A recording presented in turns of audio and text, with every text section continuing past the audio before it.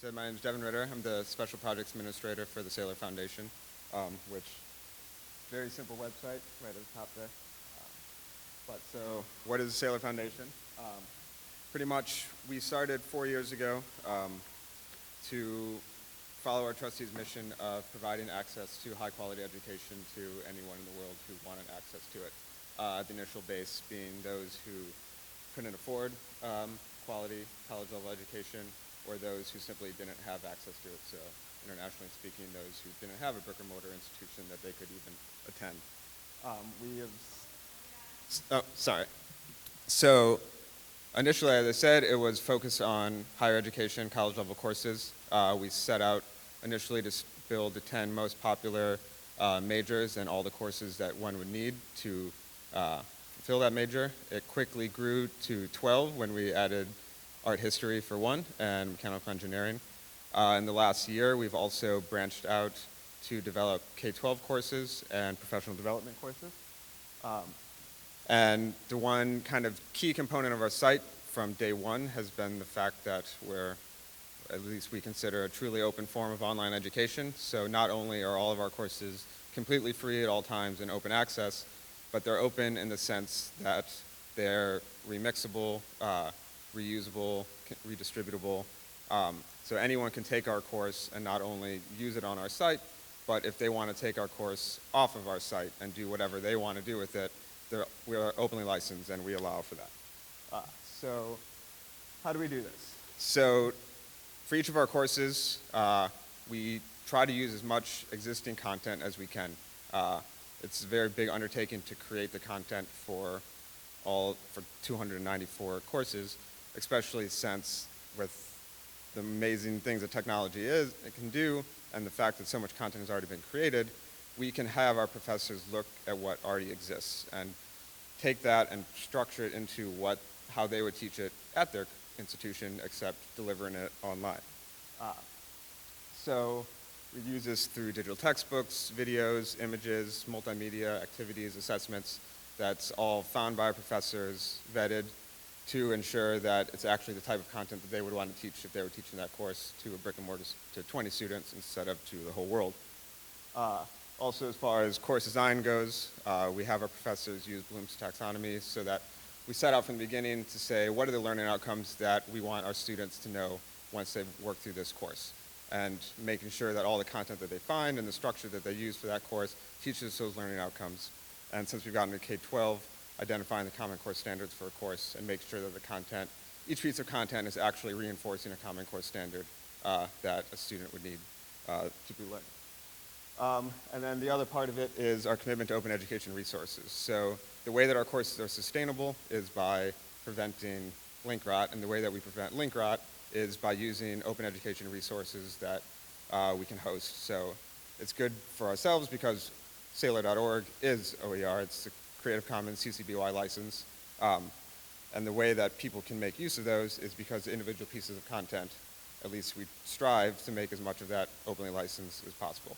There's challenges with that, because initially we started as open access, and since we're trying to refill pieces of things that we can link out to but can't host and replace that with hostable content. But we're getting there. I think right now about 60% of the content on our site is hostable, and so hostable by us, but by theoretically anyone else who would like to use those resources as well. So who do Saylor say? So this is as of Tuesday. That's the number of enrolled students that we have. Kind of a caveat to that is the fact that you don't actually have to register or enroll to take any of our courses. The only time you would ever have to create a registration is if you wanted to take a unit assessment or a final exam. So any student, anyone could access all of the learning material on our site for free without creating any sort of login. So there's potential that that number is higher. On the flip side of that, there's no downside to dropping out of a course. So students may enroll in a course and not follow through. A lot of students might not actually be taking the courses with the goal of taking the full kind of 15 semester length of a course. Some of them are entering because they want a bit of information, and they can find that bit of information and they get exactly what they need. Global reach, we have at least one enrolled student in 192 countries. Again, that was as of Tuesday. perhaps we got a couple of the other ones that we missed out since then.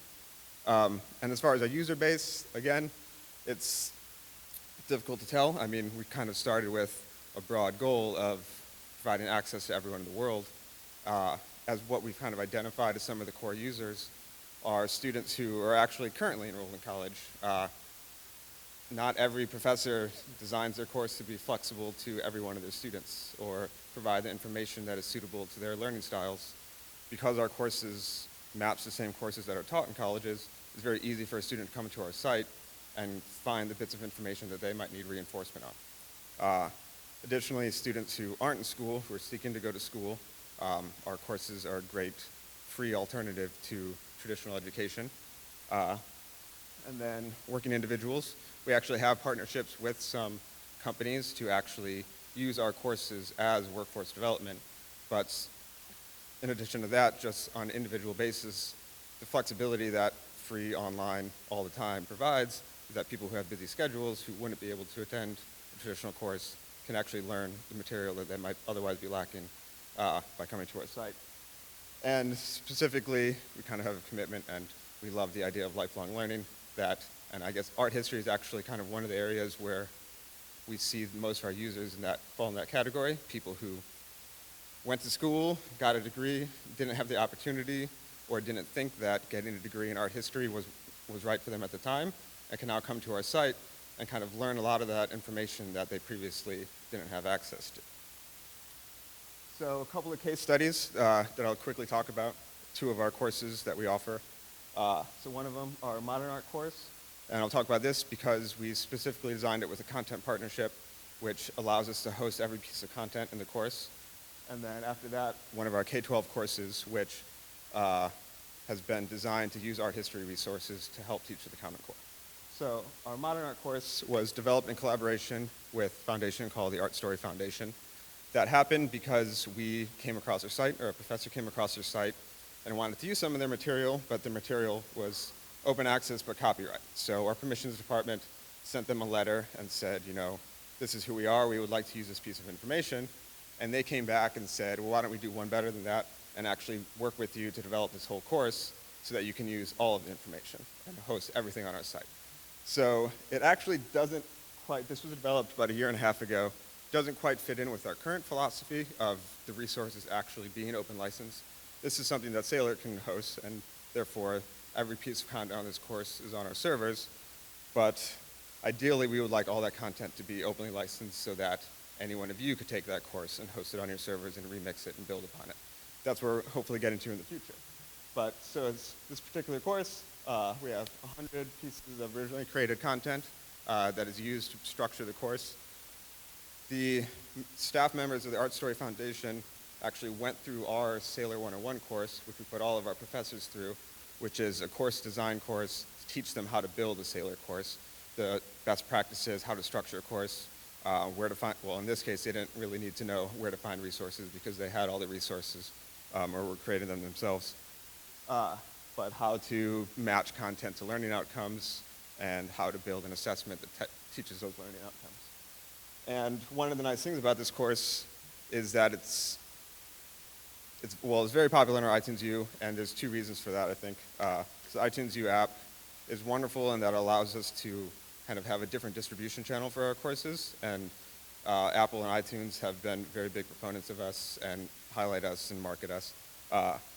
But depending on how you use an iTunes U course, if you use it on your desktop versus the actual iTunes U app, it's a completely different feel. People who use iTunes U courses on their computer don't actually have access to any of the content that we're just linking out to.